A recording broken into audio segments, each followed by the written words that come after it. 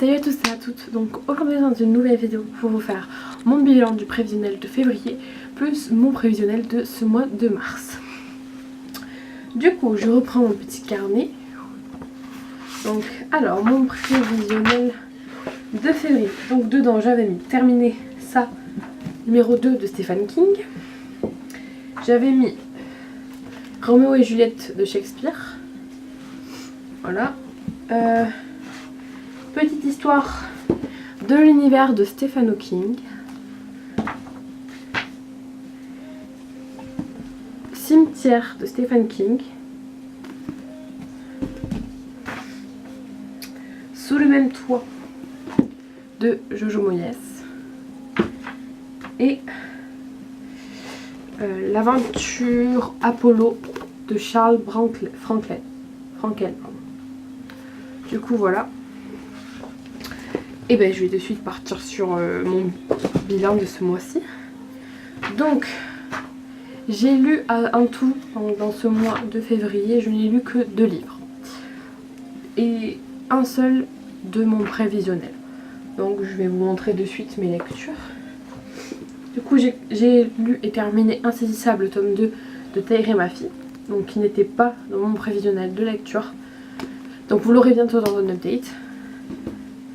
Et sinon c'est Roméo et Juliette que j'ai lu de Shakespeare qui rentre dans ce prévisionnel. Donc ouais, on pouvait voir ce prévisionnel n'a pas forcément été extrêmement productif. Pour les raisons habituelles en fait, pour vous dire, je me suis énormément concentrée dans ce début de mois sur ça de Stephen King. Je ne l'ai toujours pas terminé, j'en suis à la moitié. C'est une lecture extrêmement dense mais que j'aime beaucoup quand même. Ça va pas... Le fait que je le lise sur une longue période, ça ne veut pas dire que je ne l'aime pas. Au contraire, sinon j'aurais arrêté, vous voyez.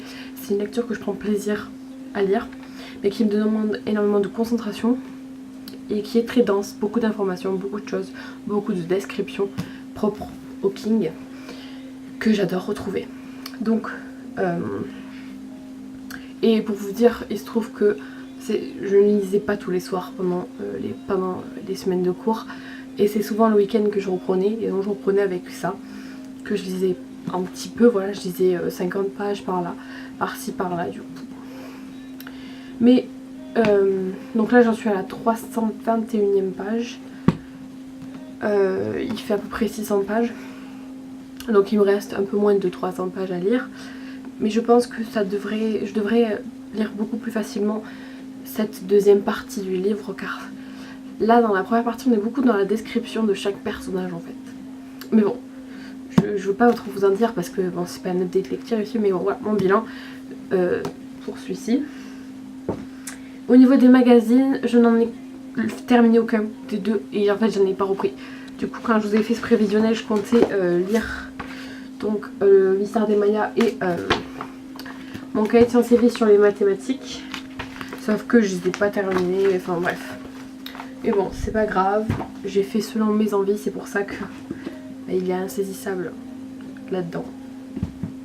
Donc c'en est tout pour ce prévisionnel de février. Maintenant on passe à mon prévisionnel de mars où j'ai mis un peu plus de lecture. Parce que là je suis en vacances donc je peux lire beaucoup plus. Oui parce que en fait c'est pendant ce début de vacances que j'ai lu ces 2 livres là en fait finalement. Voilà. Alors, premier livre que je me suis prévu. Jane Eyre de Charlotte Brontë.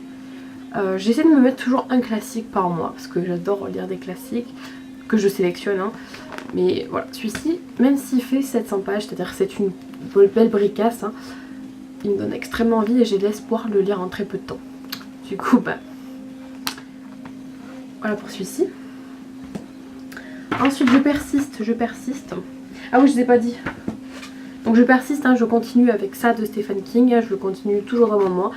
Je pense que ça va pas être une lecture que je vais faire d'un coup, ça va être une lecture de transition entre les bouquins. Par exemple si je termine Jane Eyre le matin, mais tout au long de la journée je vais me remettre dans ça jusqu'au lendemain où est-ce que j'aurai envie de me lancer dans un autre roman, vous voyez. Donc ça va être un peu un roman de transition et dès que ça commencera à bien chauffer ou est-ce que je sais que j'ai pas envie de le lâcher, ben je le finirai d'un coup. Je pense que c'est la meilleure des solutions. Du coup, ensuite, je me suis remis Cimetière de Stephen King parce qu'il sort le 4 avril, donc il faudrait que je lise rapidement. Ça me fait un peu peur de le lire parce que j'ai peur de d'être aussi lente que je suis avec ça. Mais bon, on verra bien. Non, on ne peut pas non plus... Ensuite donc, je vais me lancer dans la fantasy. Donc j'ai choisi La quête des Willan, d'un monde à l'autre de Pierre Bottero. Donc c'est un tout petit qui fait à peine 300 pages, même pas.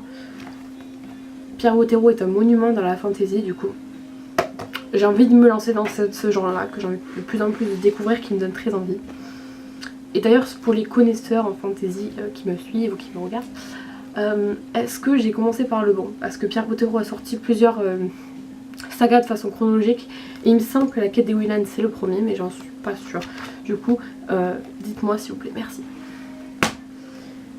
Ensuite je me suis prévu L'école de la nuit, le tome 2 de Deborah Harkness. Donc Deborah Harkness est... Enfin son bouquin numéro 1, Le livre perdu des sortilèges, a été mon plus gros coup de cœur de l'année 2018. Du coup je me dois de lire cette suite. Donc elle fait 900 pages, hein, c'est pas non plus petit. Mais j'en ai extrêmement envie aussi. Ce sera pas maintenant parce que j'ai plus envie de lire d'autres choses là actuellement. Mais ça ne saurait tarder. Ensuite je me suis mis Enclave, le tome 2 de Anna Guerre. Ça fait très longtemps que j'avais lu le tome 1. J'ai eu l'occasion de le trouver d'occasion chez Gilbert Joseph, pardon. Le tome 1 avait été un coup de cœur, du coup bah... Et je trouve que c'est des romans... Enclave, c'est un roman qu'on ne retrouve plus en librairie, du coup c'est très dur de le trouver. Mis à part sur internet ou alors d'occasion, bah, je trouve on le retrouve plus du tout. Donc du coup voilà, il me tarde de continuer cette histoire avec Trèfle et Dell. Ensuite, je me suis mis Insaisissable, tome 3, ne m'abandonne... Ouh, j'ai eu peur. Mes livres sont tombés sur moi, du coup j'ai eu peur, bref. Donc Insaisissable, tome 3, ne m'abandonne pas, de Taïra Mafi. Comment vous dire qu'en fait, à la fin de ce tome 2, il y a forcément une nécessité d'une suite. Du coup, je me suis ruée sur Amazon pour le commander. Du coup, ben, je pense que ça va être ma prochaine lecture de mars. Et pour terminer dans les romans, je me suis remis L'aventure Apollo de Charles Franklin, parce que il me donne extrêmement envie.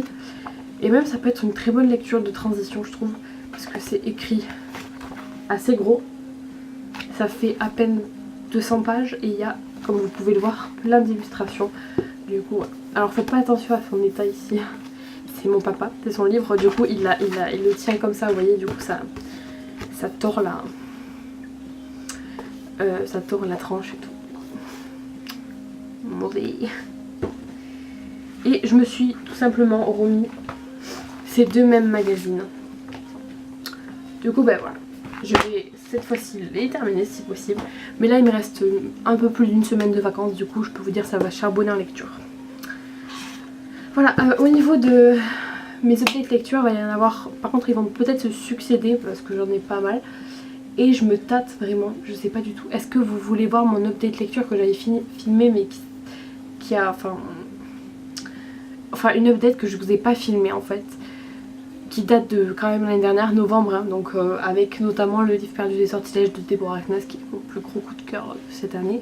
Est-ce que ça vous intéresserait que je vous fasse un update lecture sur ça et sur 3 autres des lectures que je vous avais pas montrées? N'hésitez pas à me dire. Voilà. Donc je vous fais de gros bisous. À une prochaine vidéo. Bye.